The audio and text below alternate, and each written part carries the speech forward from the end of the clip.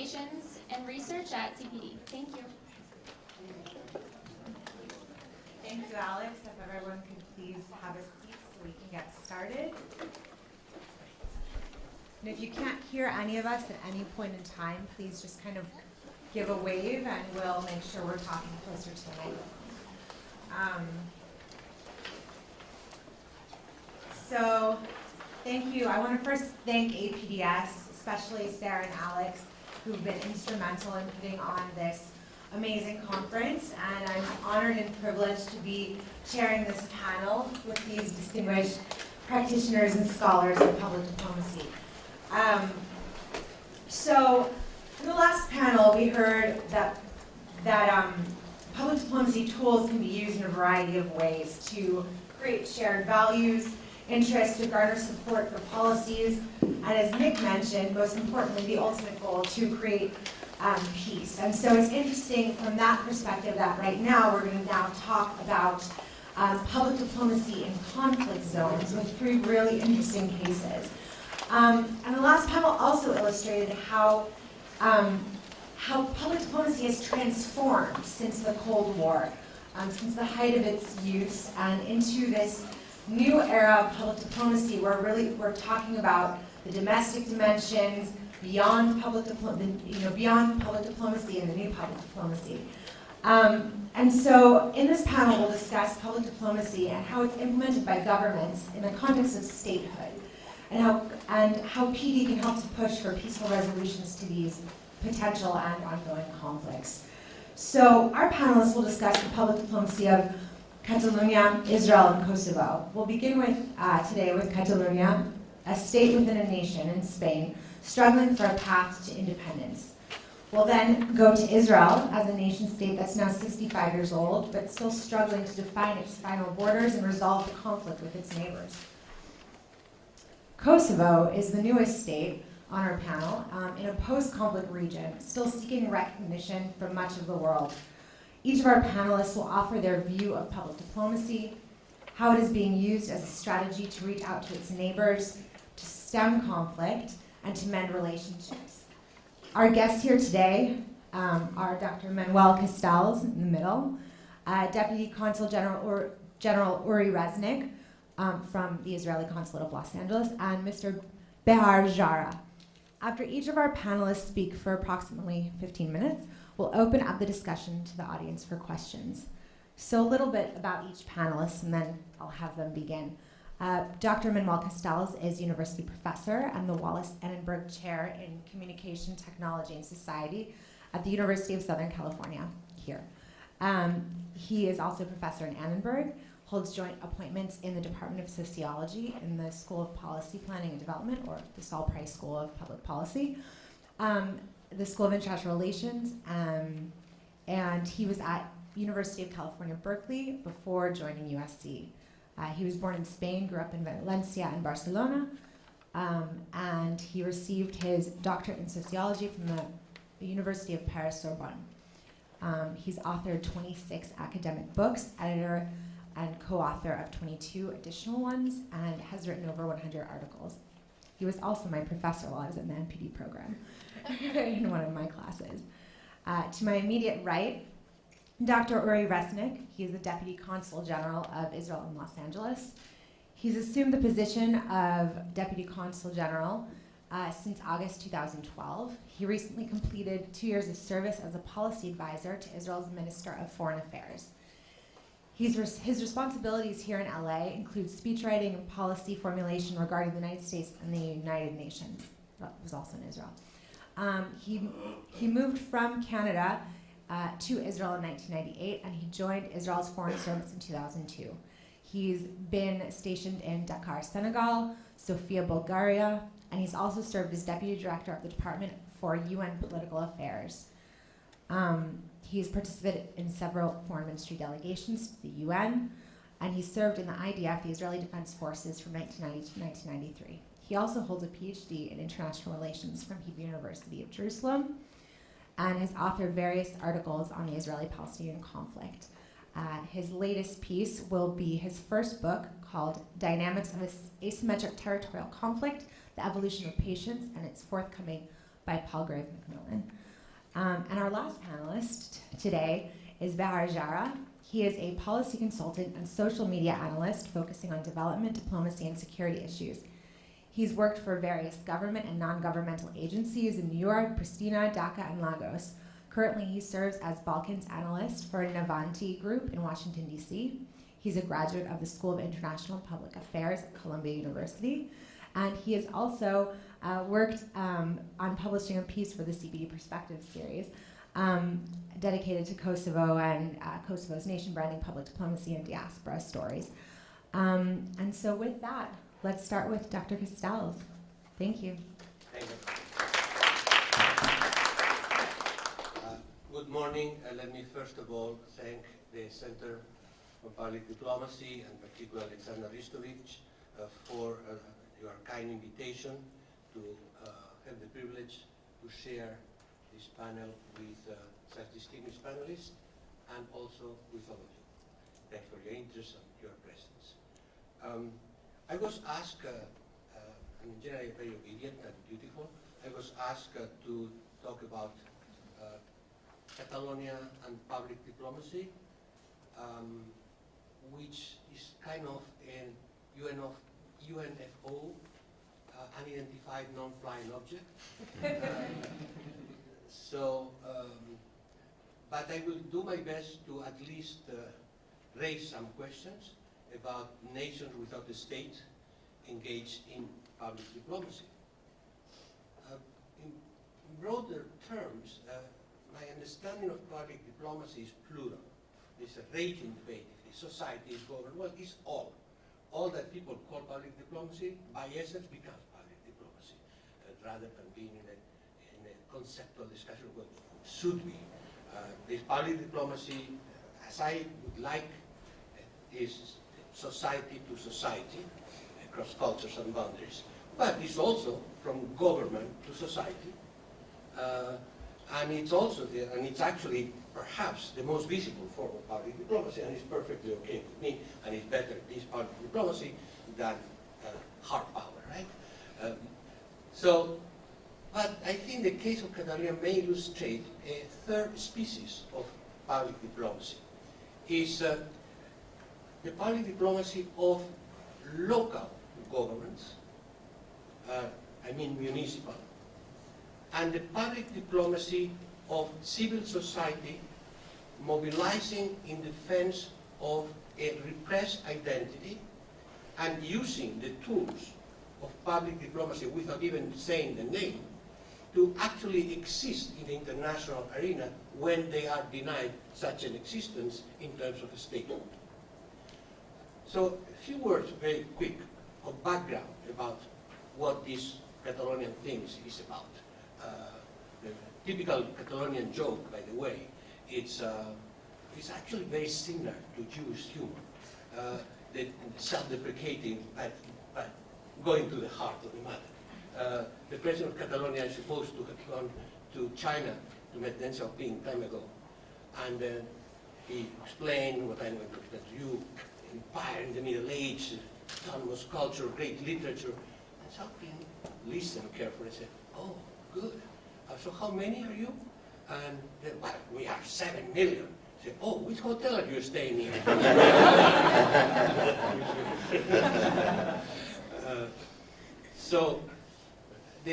But it's true that Catalonia was always considered itself a nation with all the attributes of a nation. In the 13th, 14th century, Catalonia was a Mediterranean empire, very much like Genoa and Venice, but with more military muscle. So actually the Catalans, by 1314, they occupied Athens, Sicily, Sardinia, and the south of France, the Balearic Islands, Valencia, etc. So it was a sizable empire, and somewhat democratic, like the Italian cities, that is a government of the notables in Barcelona. So it was merged without fight, through marriage and strategies, by in 1492, and Catholic kings emerged in Barcelona, in Spain, as the kings of the unified kingdom. The conditions under which the unification took place were betrayed later on by Castilla. And among other things, the Queen Isabel kept for Castilla all the conquests and trade and resources from America, without letting the Catalans even emigrate or go into America. So, number of quarrels that led the Catalans to insurge in 1640, at the same time that Portugal did, who was subdued by Spain at that point. And the King, Philip IV, received advice from his close advisor about, Your Majesty, you don't have enough troops, you have to choose. And I strongly advise you to take Catalonia. That's how Portugal became independent, and that's how Portuguese and Catalan love each other very deeply since then. So things went on. I mention this because it's relevant to what we're going to say. In 1713-14, in one of the succession wars in Europe, the Catalans saw the possibility to regain autonomy, not necessarily independence, but autonomy, and sided with the losing pretendant to the Spanish crown to defend, who promised to defend its liberties. So from September 13 to September 14, Barcelona was the Sarajevo of the 18th century, was bombarded every day for 1 year, until finally on 9/11 of all dates, 1714, the Spanish troops, with the support of the French troops, entered Barcelona. Why significant? One element of symbolic public diplomacy. That was declared by the Catalans the national holiday of Catalonia, the day of the defeat, not of the victory. And since then, every day, every September 11th, there's a massive demonstration broadcast to the rest of the world, of course, about the National Day of Catalonia, which is a national holiday, and of course in democracy now is acknowledged by the Spanish government. Now, the animosity between Catalans and the rest of Spain, or Spaniards, depending on who you would say, has grown over the centuries. Catalan language and culture was systematically repressed, and particularly was so after the Civil War. By Franco, Catalan was forbidden. Any expression other than at home was strictly forbidden. I grew up in Barcelona. I cannot write Catalan. I can speak, but I cannot write Catalan. In fact, there was a feeling of constant repression and humiliation. People should know that the Spanish Civil War was much more centralized Spain, represented by the army, against Basque and Catalans than against a social revolution. That should be important to emphasize. Social revolution was not in the cards, and anarchists and socialists and communists became more important because they defended the republic against the army. So that has been always an unsolved question in Spain for the last 500 years. In 1978 was a new democratic constitution that tried to at least solve some of the problem and gave considerable autonomy to Catalonia and to the Basque Country, but according to the principle of equality, also to all the other regions in Spain that were called autonomous communities. In the case of Catalonia, what was particularly important is that one of the liberties was to regain the language. Catalan literature had existed as a full-fledged literature since the early 13th century, with major contributions in Catalan. And so, starting in 1980, all the education in Catalonia has been in Catalan. The university is entirely in Catalan, although it's possible also to teach in English, not Spanish. And the school system, primary, secondary education, and the public school system is in Catalan. Also received considerable autonomy, and including the regional police, but the important thing, no financial, no fiscal autonomy. That has been one of the big issues in the last years.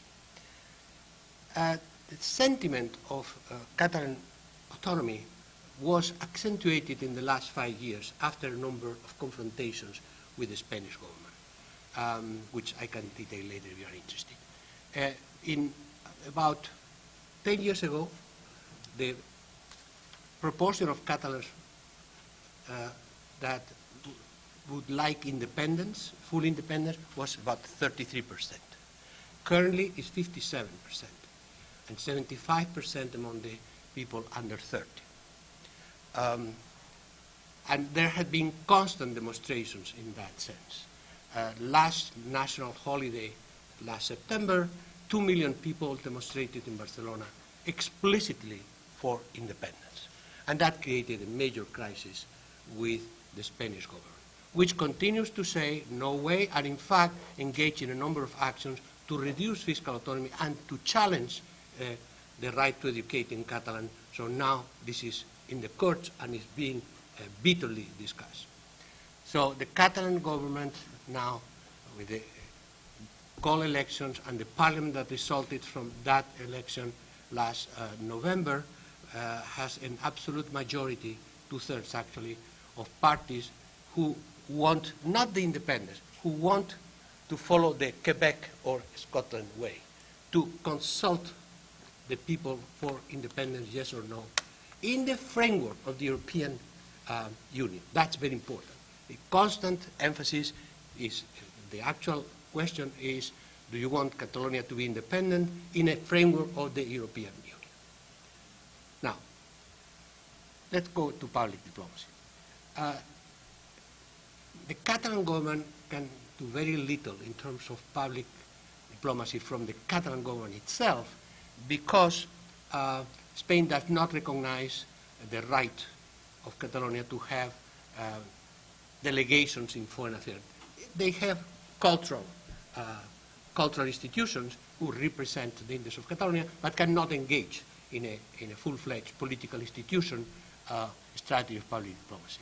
So what they did was to develop a number of initiatives time ago, vis-à-vis the world, not vis-à-vis Spain. And that's the interesting thing. Public diplomacy in this particular case should be used to connect Catalans and the rest of Spaniards. This is not the case.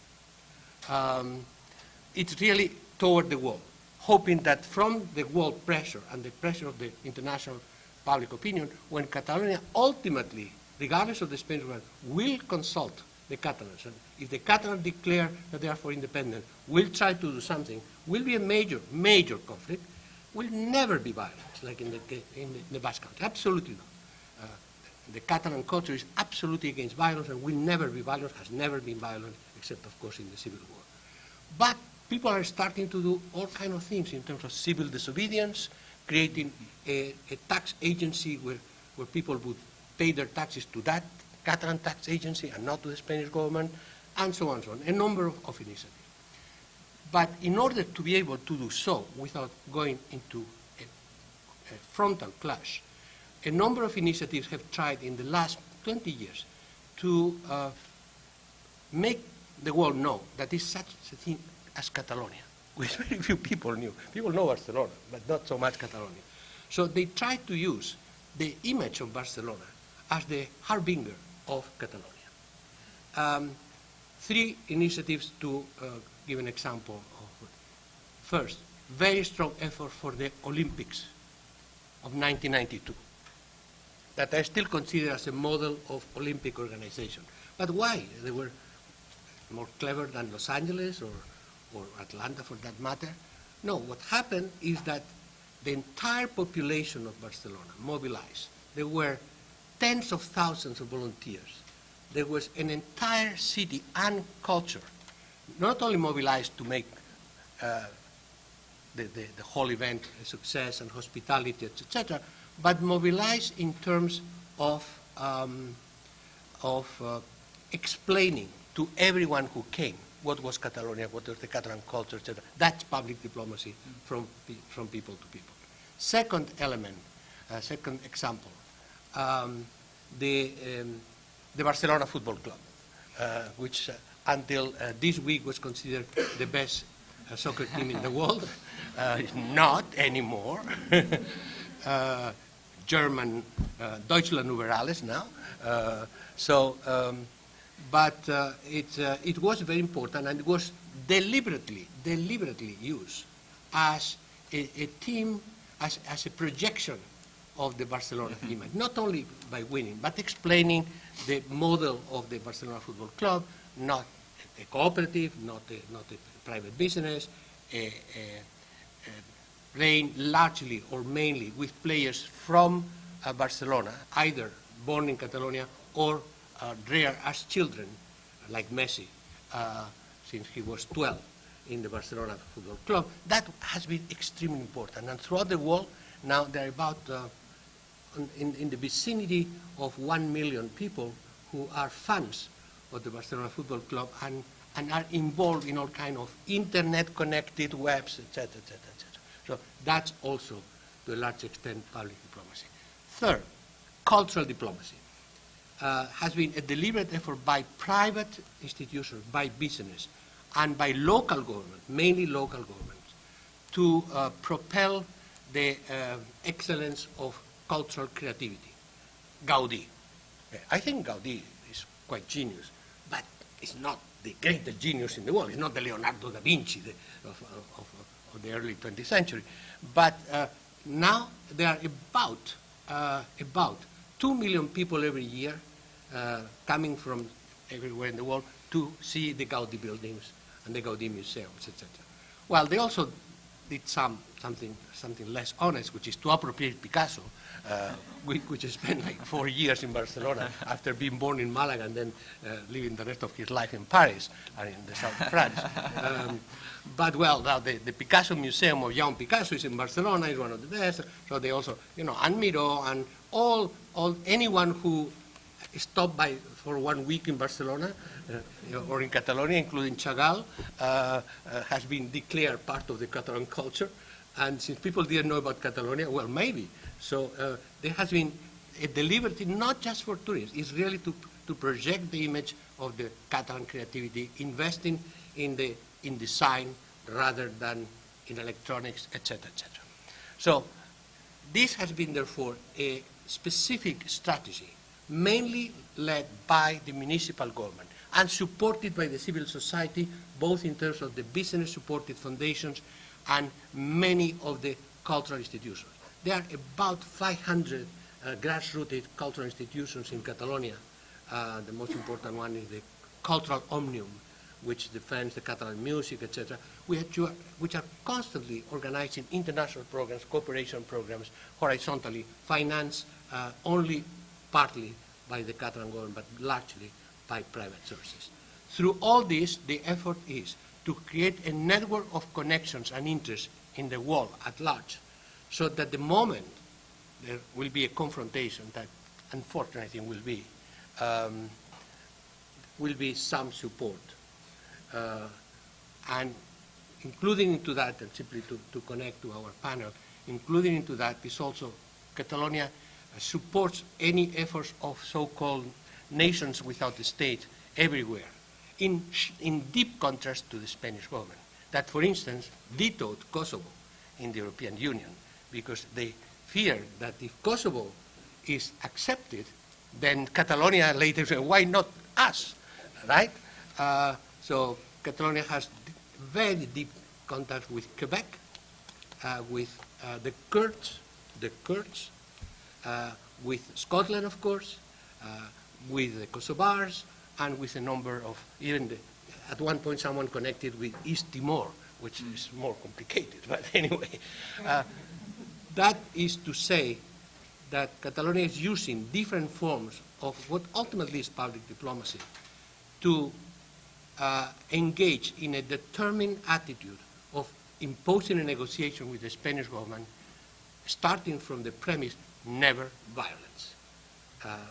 So that's what public diplomacy may be useful for. Thank you. Next.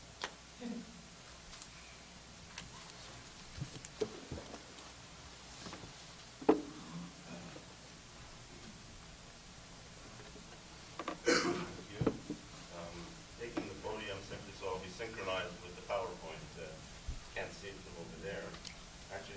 into, you mentioned Catalonian Jewish humor. It reminds me of a joke of some venturesome Israeli entrepreneurs. Israel has about 8 million people who visited China and suggested a great joint venture to their Chinese counterparts, saying, together we can be the biggest country in the world. Exactly the same kind of humor.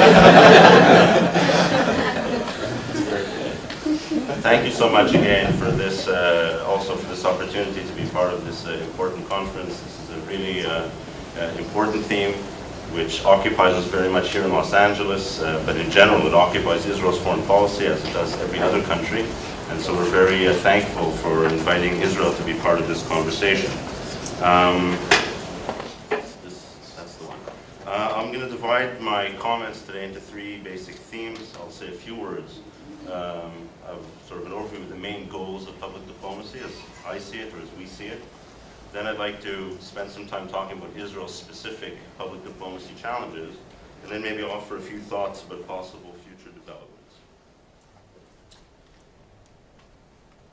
Oops, that's the wrong way. Okay, so the main goals of public diplomacy. Look, when we're talking about public diplomacy as opposed to conventional diplomacy, old school, classical diplomacy, the big difference, of course, is that instead of speaking to colleagues at cocktail parties or bringing stately demarches to ministries of foreign affairs, we spend our time trying to reach out to audiences, to publics, to entire populations. And there are 2 tiers to this effort. The first tier, or one of the tiers, is to approach populations as a conduit towards their elites. We want to affect public opinion so that that will then affect the foreign policy of the target or the host government. And the other aspect of it is direct appeal to populations as such for the advancement of any number of national goals, from tourism to economic relations to cultural diplomacy and so on. Now the latter has brought many countries, here's just a few examples, to think about diplomacy in marketing terms, in terms of branding their country. So there's a visual aspect to that, and of course a lot of effort put into conveying visual and other images of the country in order to promote the country's interests. So this is one aspect, let's call it the marketing or branding aspect of public diplomacy.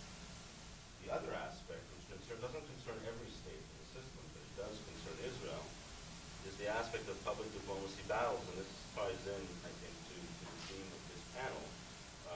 And this is a more complicated situation because in the public diplomacy battle, or let's say, maybe battle is too dramatic a word, but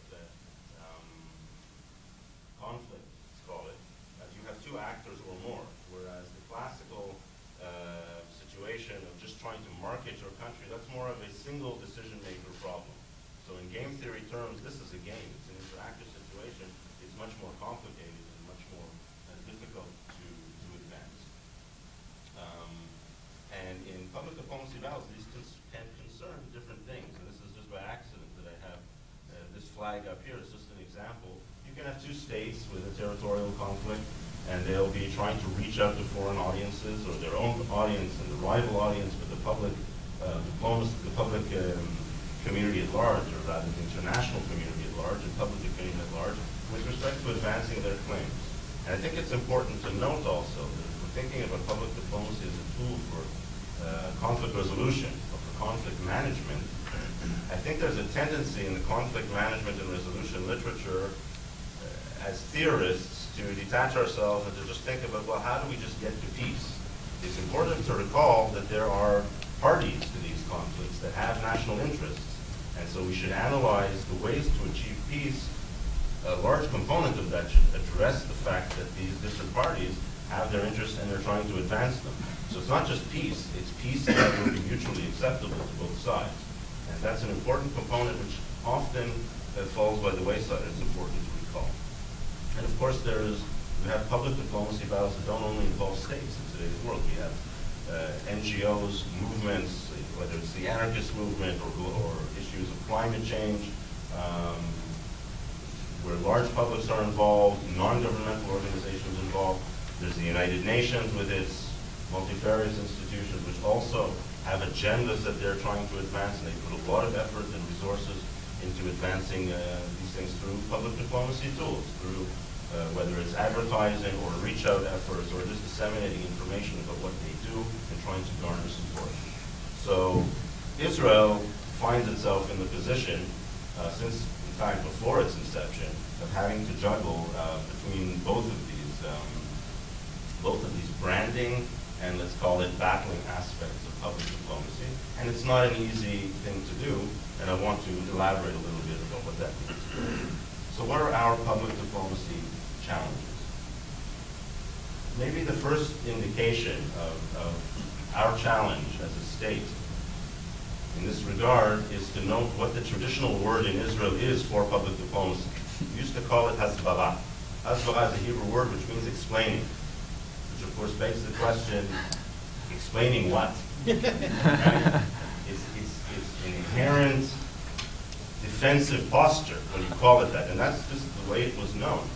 Today it's actually more commonly known as diplomatie ציבורית, which is just literally public diplomacy. It's a much more neutral, much more generic term, which is probably a better mindset with which to approach it to advance our goals.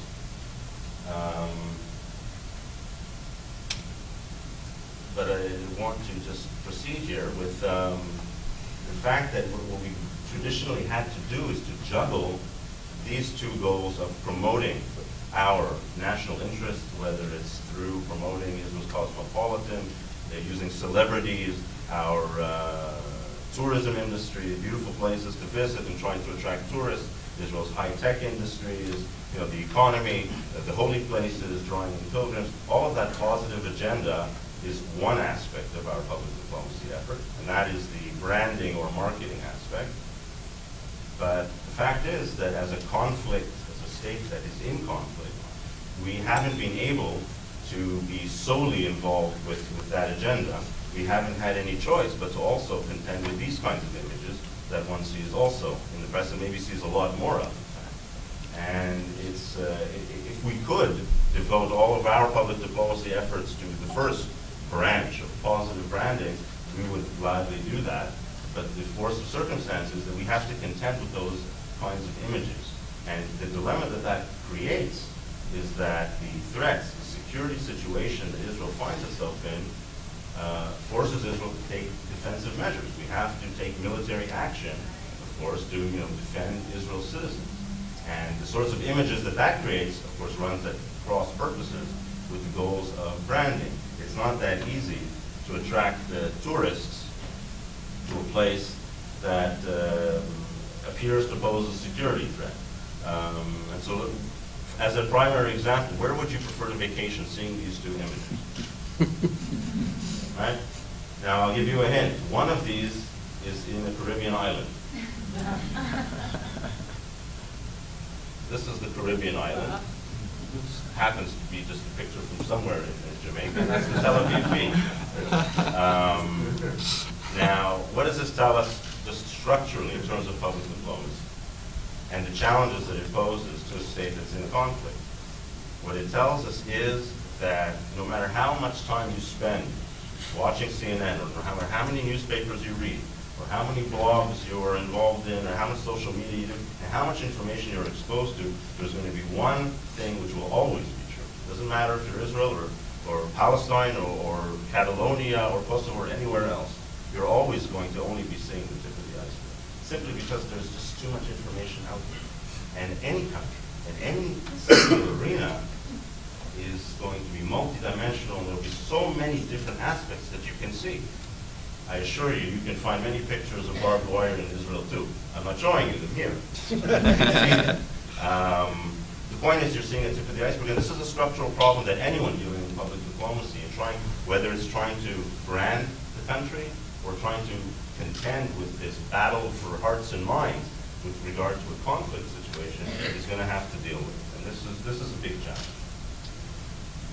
There are also, that's the attention span challenge, which is a generic one. We also have the issue of inherent media bias. And again, this connects more with the issue of context. The fact that even if you're seeing something which in isolation is true, if you're not seeing the full context, you may gain a misrepresented version of events. And this is, again, a structural problem, which has to do also with attention span and with, the amount of time that we have at our disposal. So if you look at this picture that we have here, who's the bad guy in this picture? Can you see that? Is it clear? There's sort of a little boy cowering and trying to defend himself, and there's sort of a rough and rather terse-looking person pointing his finger at him. So I think normally one would associate bad with the person who is cross.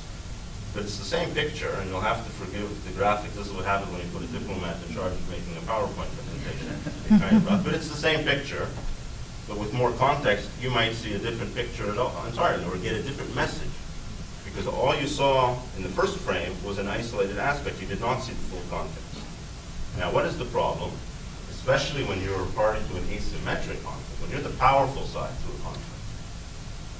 The images which tend to be more impressive, more catchy, more interesting, tend to be those that depict you in a disparaging light. And to get your message across, you need context. Because to explain to people, well, why is that isolated scene occurring, you have to explain the context, the history, the background. And that, with the attention span that we have, and especially with the acceleration of information, it's very difficult to do. It's a difficult challenge to do that. So this is an inherent feature of the modern information age, which again, we have to deal with, and that is the issue of context. It sounds like an excuse. Well, my comments were taken out of context. We've all heard that. And sometimes it's an excuse, but sometimes it's actually true also, and that you really do have to see context to gain the true appreciation of the situation. So that's another aspect. To our chagrin, there's also the issue of tendentious reporting, which we confront often. And here, there's one example here from Israel's conflict that back in 2002, this was at the height of the Palestinian uprising. In April of that year, as part of Operation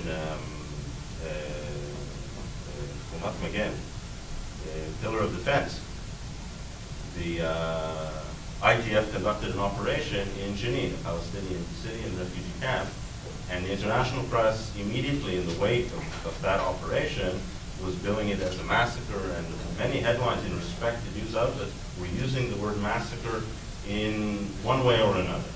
Now, it turned out that the UN then commissioned an inquiry and went on locale, or didn't go on locale rather, but collected information and published a report. Within several months, the idea of a massacre was refuted because it was essentially a battle. We had our ground troops and casualties in significant numbers on both sides. And so it certainly wasn't a massacre. This kind of tendentious reporting is problematic for the state side particularly, because states try to uphold a reputation of honesty because their credibility depends on it. And that takes time. If something is happening on a battleground, you're reticent as a country, as a state, to immediately report your side of the events because you want to verify that what you're saying is true. That takes time, but in the meantime, that leaves the ground open to those who are less circumspect about what they publish. And by the time the reversals come around, you can find the same news outlets that retracted what they said several months earlier. It was too late. The images were already there, the opinions and the impressions were created, and essentially it's all over. I mean, the game is over by the time those first initial sound bites come out. And this is a really big problem that Israel contends with, but that any conflict arena would contend with. There's also the issue of text and subtext. And this actually touches in on this interplay, this nexus between the branding and the background aspects of public diplomacy. Because this also poses a dilemma for Israel specifically, and again, for other countries in similar situations. Like any country, we want to promote our culture. So we have a vibrant film industry, and authors, and literature, and theater, and dance, and all of these fields. We want to promote our culture. Now, what do you do when some of these, say, movies or books are disparaging with regard to your country's narrow interests? What do you do as a foreign ministry that's tasked with, spearheading the public diplomacy effort? On one hand, we want to promote our culture, and many of these kinds of films will win or at least be candidates in prestigious international film festivals, even the Oscars. But on the other hand, the message in those films is very, very critical of Israel. Well, there's text and subtext here, which poses a dilemma. The text of these films can be very critical, and then audiences are exposed to things which may be true, maybe not true, maybe from our perspective distorted. In any case, they don't represent the narrative we would like to convey to the public audience. So do we endorse them? Well, on the other hand, the subtext is that these are films that are often funded by the Israeli government and reflect the plurality of opinion and free speech and open discussion and open debate, and we're proud of that. But that's sort of, it's a subtext, it's a sub-level of the conversation, and it takes quite a bit of diplomatic finesse to go in between those two goals of not really wanting to be a megaphone for those who are our detractors, but on the other hand, being proud of the pluralism in our society and being willing to do that. So that is in the end a challenge that Israel feels, and I'm sure that there are other countries who have a similar dilemma. Okay, that's about our challenges. That's some of the things that we're contending with. Just a few comments and maybe reflections before closing on what the future portends in this field of public diplomacy. I think it's clear that in the information age, whatever else might be happening, one thing is clear. The sheer magnitude of the information that we are being bombarded with is increasing, and it's increasing at an accelerating rate also. It's becoming more and more. Now what does this mean? I think like any process in nature or in society, there's a trade-off. You have a finite attention span, you have a finite number of moments of time to address all of the stimuli which you come into contact with. And so if you're getting much more across the board in terms of the magnitude coming in, it has to come at the expense of depth. You cannot go deeply as before into any given domain simply because you're exposed to so much across the board. And this comes back to the point about context, and where it puts countries or states that are tasked with having a public diplomacy agenda, it puts them at a disadvantage. Again, because of the question of context.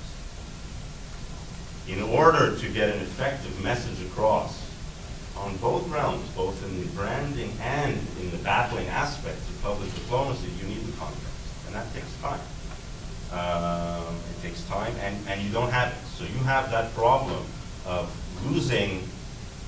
we're losing ground in the one important dimension to us, which is the depth and context. We just don't have time to convey to people, to the audiences, all of the details and historical aspects of our conflict, which will make them properly understand it from our perspective. They just don't have the attention span. There's too much coming in. That's number one. The other thing is, even if we're just focusing at the superficial level, to stand out, to make an impression, we have to be innovative. We have to be creative. Otherwise, it's just going to get lost in the white noise in the background. So being creative and innovative is very nice, but it takes resources.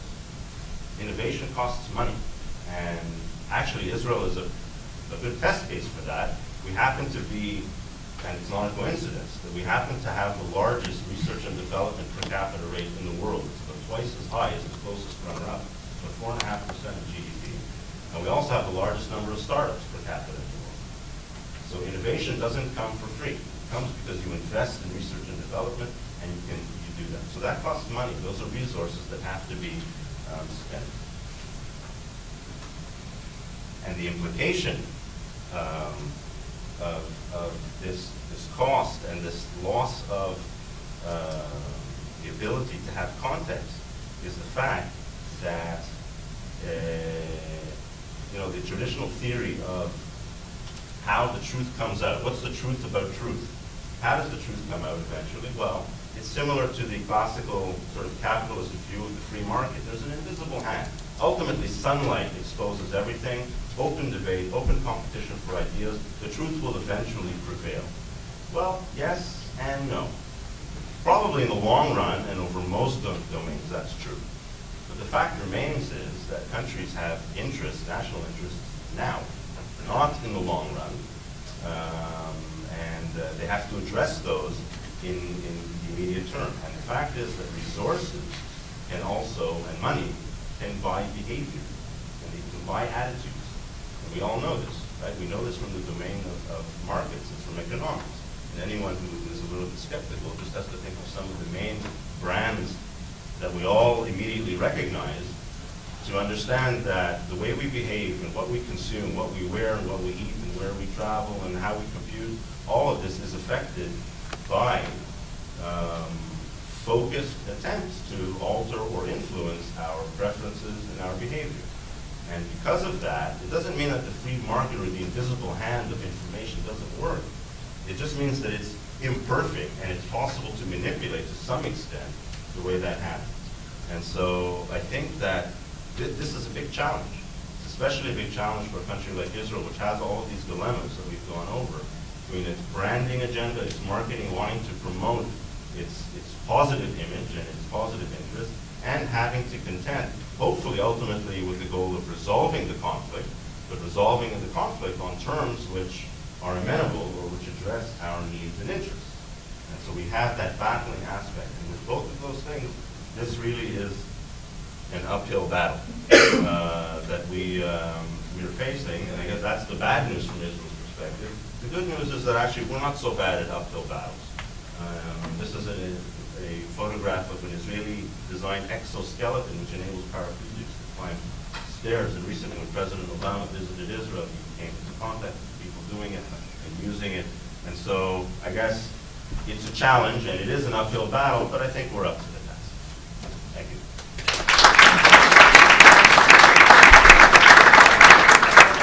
Thank you. And let's next, Behar from Kosovo. Thank you, Naomi. I guess I'll follow suit so I can sync with the presentation. First off, thanks to APDS for inviting me.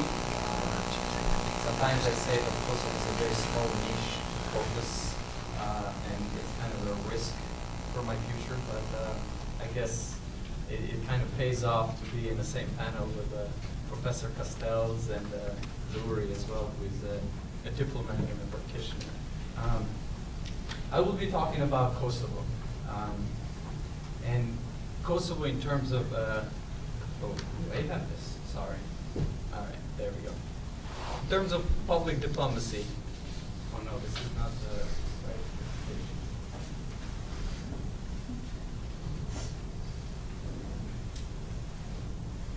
My apologies. All right, well, I'll continue while it's going to change. Alex, you wasn't the Dropbox. I'll continue, and then when we get the picture, then we'll go ahead. Behar. Our presentation. Oh, yes.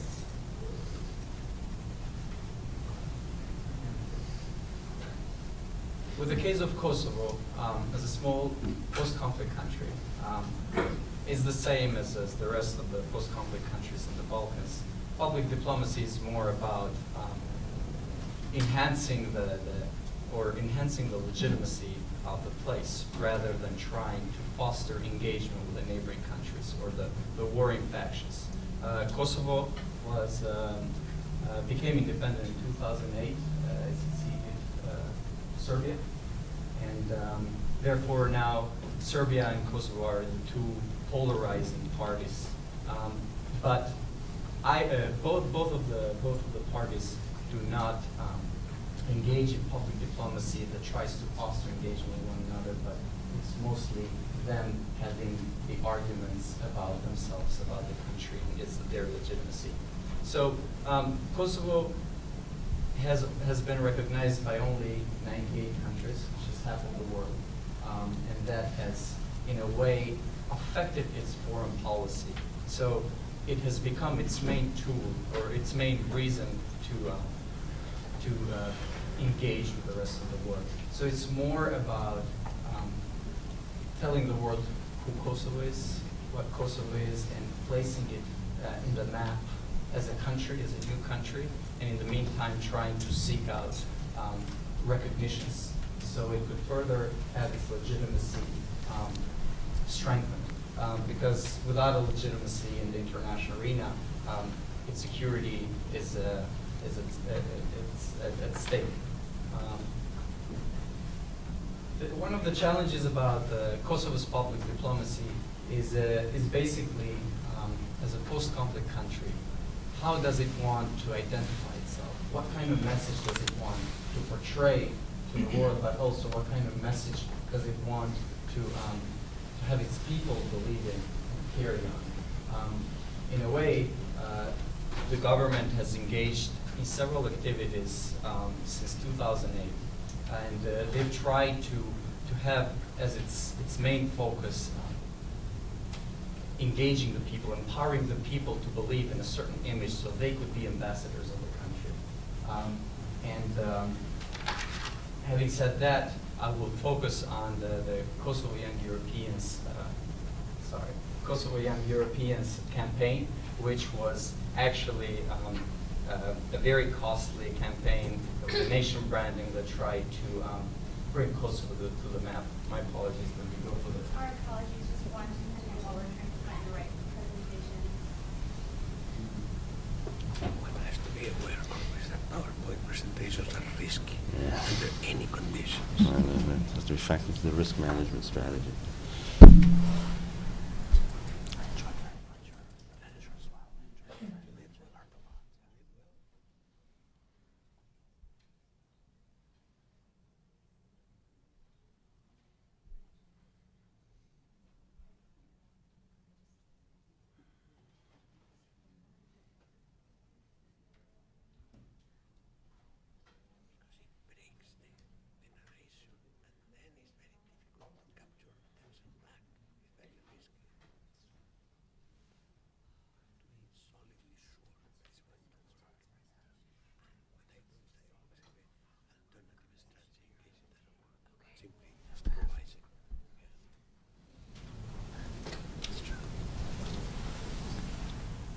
Great. Well, here I was going to show a map of the countries that recognize Kosovo. Basically, it's 98 countries, and they are all marked with blue.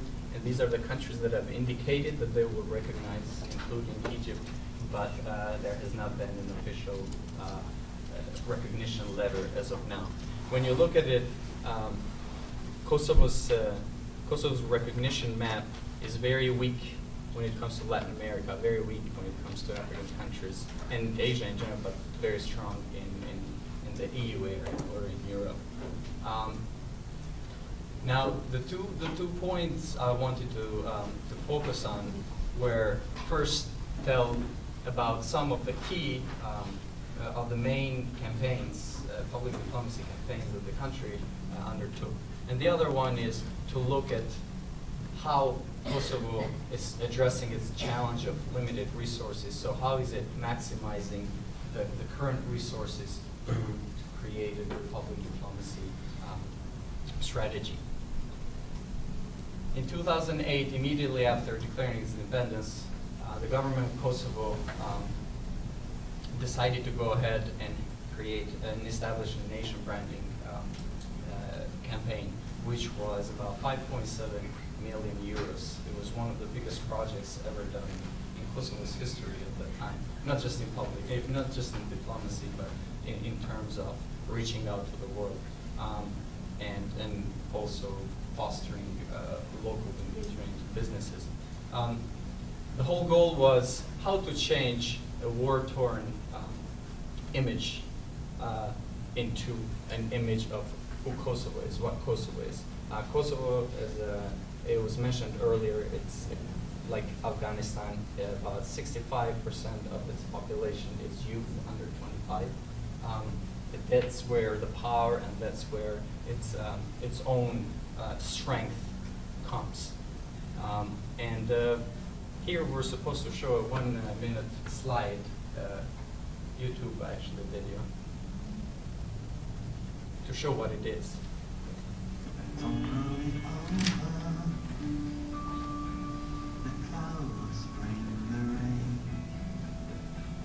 It's time to start over. Time to join in. The sun will slowly rise and shine longer. The sky open-minded.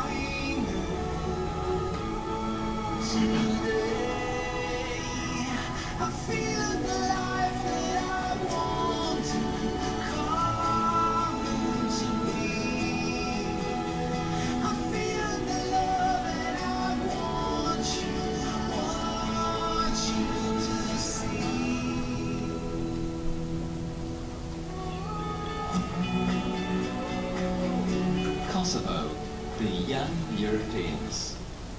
Well, very well-made campaign, very well quality, and it kind of tries to show and portray an image that doesn't deal with the past, an image that doesn't deal with the war, and an image that doesn't try to emphasize its warring factions. So who are the Serbs, who are the Kosovars, Albanians, who are the locals, and who are not. And the campaign won an international award as the best place in branding campaign at the Media and Marketing Awards in London. It was a YouTube sensation. Within 1 week, it hit 100,000 clicks, which for a product coming out of Kosovo was quite large at the time. However, there are a lot of negative reactions to it. One of them was a lot of people in Kosovo started to look at the campaign and said, these are all pretty faces, young people with very expensive clothes. Somebody has diesel jeans, somebody has great Nike shoes, and the other one is going to be a guitar or astronaut. And the campaign basically, and the counter campaign went into the billboards across the country. They put a stamp, Kosovo, the young Europeans, isolated. This was trying to address, so the locals, the domestic actors, they're trying to address certain problems that the country is missing. As saying, listen, we are independent, we're doing all this campaign, we're showing how pretty we are, but we can travel only to 4 countries in the world without a visa. So even Afghanistan can go to 17 countries without a visa. And the other one was Kosovo, the young Europeans, unemployed. The unemployment in Kosovo is about 45%, and among youth it's even larger, so it's about 50 to 55%. Then there are counter campaigns coming from Serbia. So they looked at the YouTube video, and then they started bringing in a Serbian flag to it, and then ending the whole story. Instead of Kosovo young Europeans, Kosovo is a part of Serbia. There was another one which also came from Serbs. So while the movie was shown, they showed a house being burned, a lot of poverty and garbage out there, and it ended Kosovo, the young barbarians. So this was in a way kind of counter public diplomacy, and these were all in YouTube. So the challenge was, if you portray yourself as such, what it is that could be the effect or the impact or the reaction of the population. It was mentioned earlier by Professor Xharra that if people are not part of the process, it could be a problem, part of the process of identification. And with post-conflict countries coming of war, trying to create and portray a new image of the country is very difficult. And not just difficult, but it's also, it could be kind of fake, as it was called by a lot of civil society people, because this is not who we are. There were some journalists from a magazine, and they put Kosovo, the young Europeans on the background, and then the woman dressed up like a traditional old Kosovo Albanian woman. There was another one that said Kosovo, the young Europeans, the killer, because that's how Kosovo is portrayed, especially in Western Europe, and where the diaspora has been involved in a lot of corruption and a lot of mafia. Then there was the cleaner, meaning this is what life awaits for us. And then there was another counter campaign by a person on the social media, which became a sensation because it was Kosovo, the oldest European. And when we interviewed him as part of our study to look at this, we said, why did you say the oldest European? He said, listen, I am the head of the tennis federation, and I coach and I try to create as many opportunities for these kids, for these talents that are growing up. But the only thing for the sportsmen is the only opportunity for them in the future is for them to get old and never play internationally, because Kosovo is not a part of the World Tennis Federation, sportsmen or FIFA in soccer. So the sports in Kosovo are really about just you doing something for recreation rather than competing. After the campaign on public diplomacy, Kosovo started to engage more into this as a tool to be more known abroad. So it established a deputy ministry for public diplomacy within the Ministry of Foreign Affairs, which has generated about 3 million euros per year in the past 2 years. So that's the budget of Kosovo. It's a small post-conflict country. At the end, I will say it's hard to juggle between all sorts of competing priorities, which is development and reconstruct, and then you only try to portray a good image of yourself. And one of the kind of some of the new work that the deputy minister is doing, he's young, is trying to target the digital diplomacy, the online media. There is no, so the negative part is basically there is no public participation of the citizen internet. Twitter just recognized Kosovo as a country. Wikipedia is overflown with research and sources of Kosovo, which are not necessarily positive about the country, because it depends who adds content to it.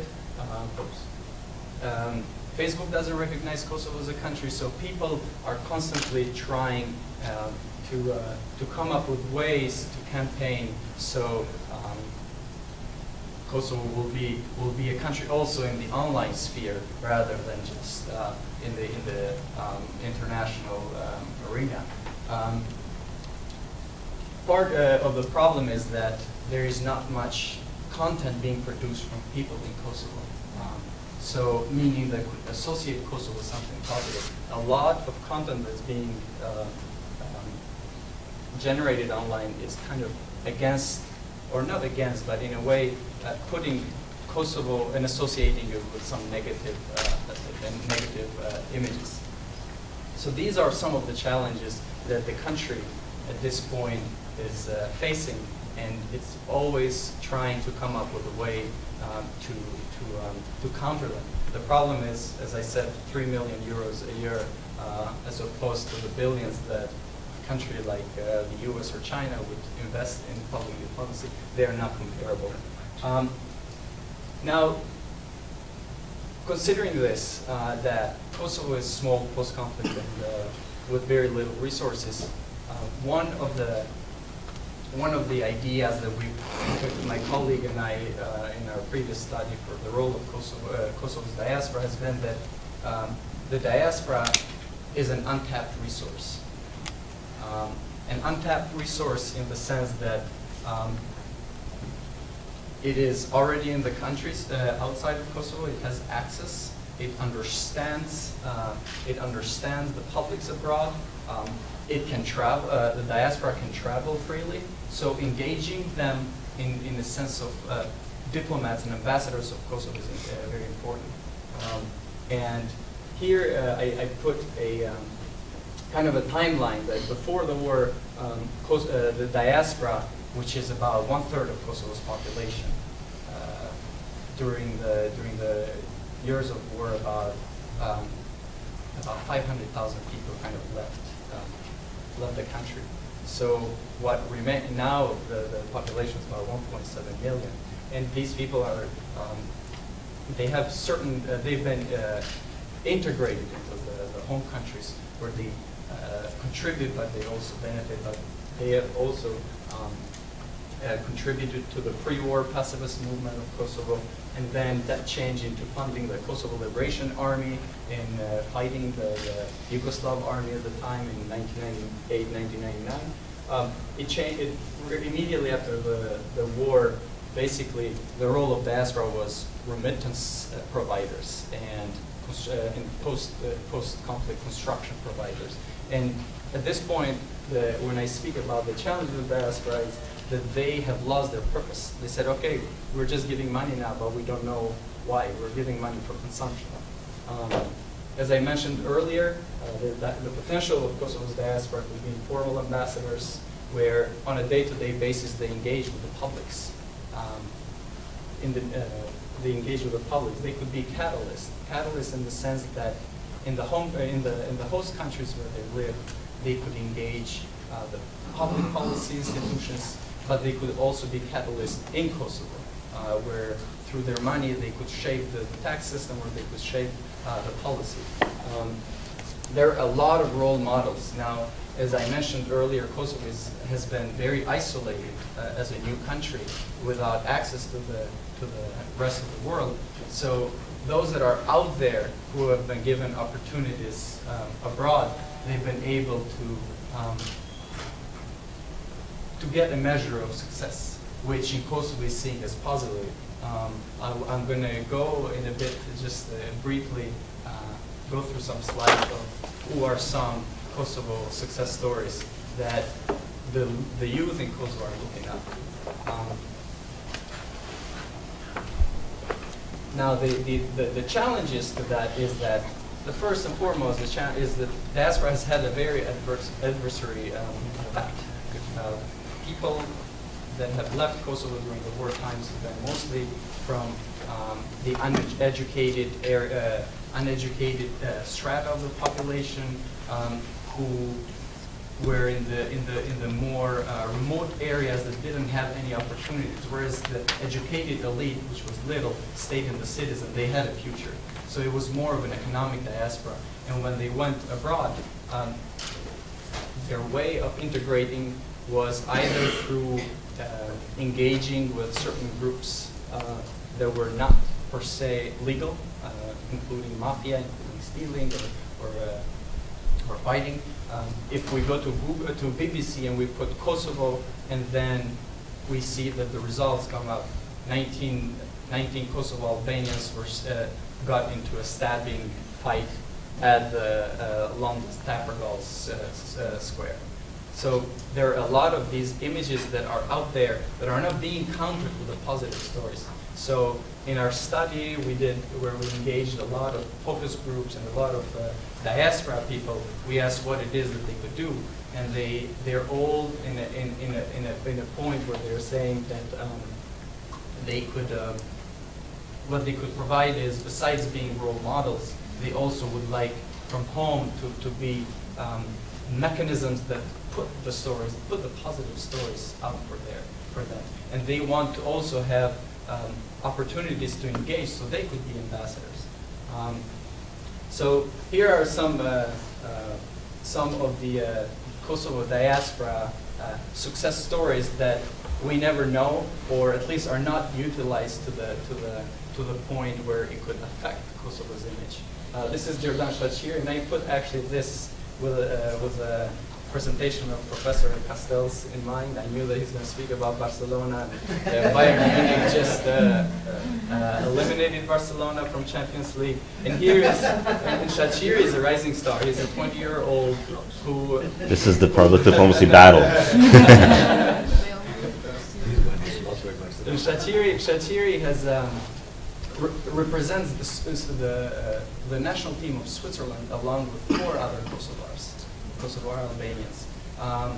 About 8 Kosovar Albanians play for Albania, for the Albanian national team. About 3 play for Finland, 1 for Sweden. So it's all spread, so the opportunities are outside. And these now can be seen as not just role models, but also as potential tools for public diplomacy. Tony Dovolani, the Dancing with the Stars. This year he got #1 with Melissa Rycroft, and this just in the U.S. TV, it was seen by 26 million people. In the day where he said, I did this for my family, I did this for Kosovo, I did this for myself. So in a way, that's the story that he's telling. He's identifying himself like, look, I'm a Kosovar. Pizza Familia is one of the largest pizza chains in New York. which is spreading in many countries. And it's owned by 3 Kosovo friends. And one of the guys was, the company was awarded the most successful business of the year in 2000. And Fox News, he just came out and said, "I'm an Albanian from Kosovo," which in a way counters all these negative images that the rest of the diaspora, or the images that get the attention of the media.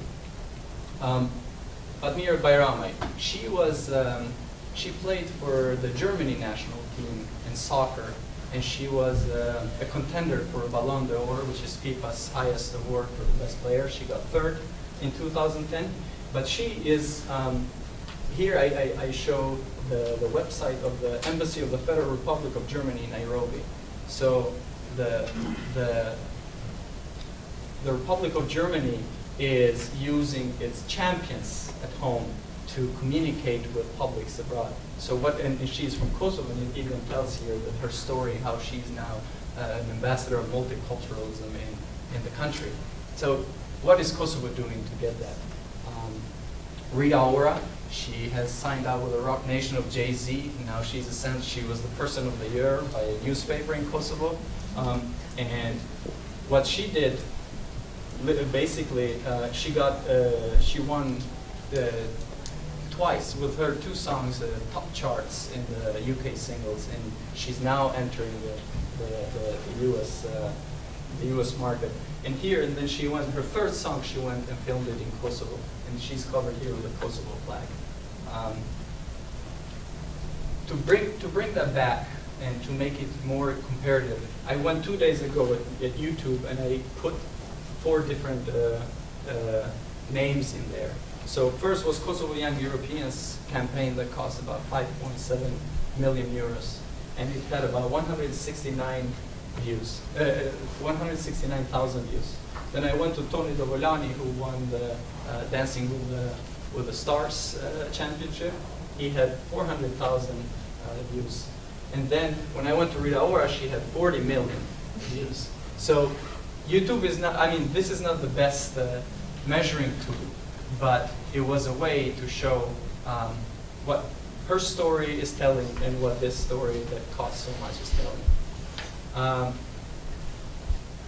Moving forward, as I said in the beginning, for small and post-conflict countries with a lot of limited capacities, human and financial, there are many battles to fight. Which do you choose? The other one is what kind of image, coming out conflict, what kind of image do you want to portray to the world, and how do you want to embrace and empower the people at home to be ambassadors of that image? Another one is crowdsourcing in public diplomacy. Crowdsourcing meaning use the human resources that are within Kosovo and outside of Kosovo to, as a tool to spread the messages, to spread public diplomacy. That has been targeted, but at a very little level. And then art, sports, and culture and business success stories could have a good impact in its image. And here, as part of the study that we did on diaspora, one of the conclusions, we set up a blog, which took only half a day to do it. And we just we repost or post or write stories of the Kosovo diaspora, success stories of Kosovo diaspora, and which has been viewed within 6 months by 130,000 people from 135 countries, at least 35 more countries than Kosovo is recognized. So that's my part. Thank you. All right.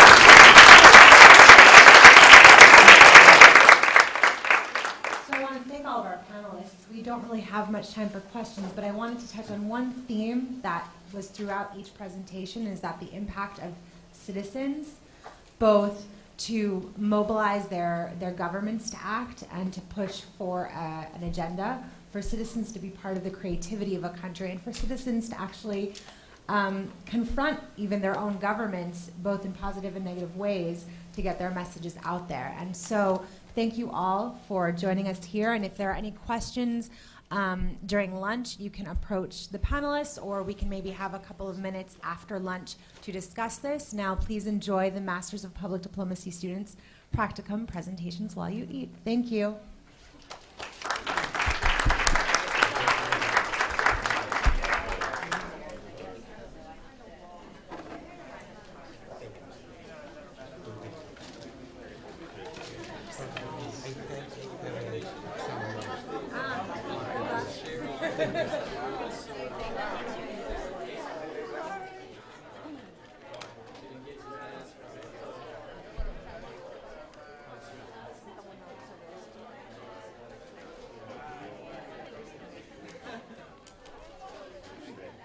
Great. Thank you so much. Thank you very much. And we should talk about things that we can cooperate. Excellent. Been talking to Dana a lot. Yes. Is there anything concrete that's on the table? Or? But Great. please enjoy lunch.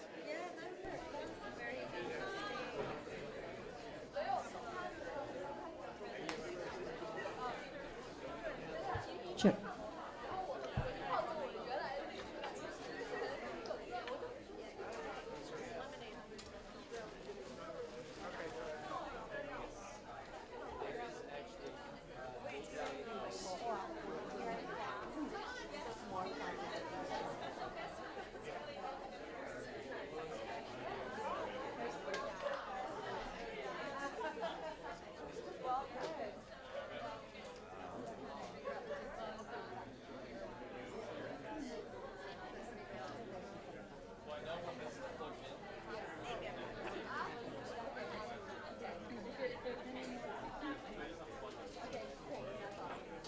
They have two mics going through.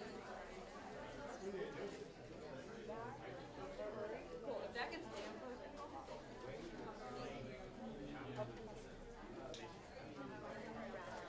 Just walk around the outside like a normal person.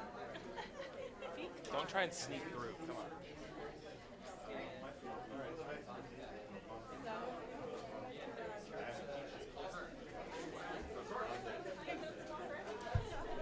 guess we're not eating.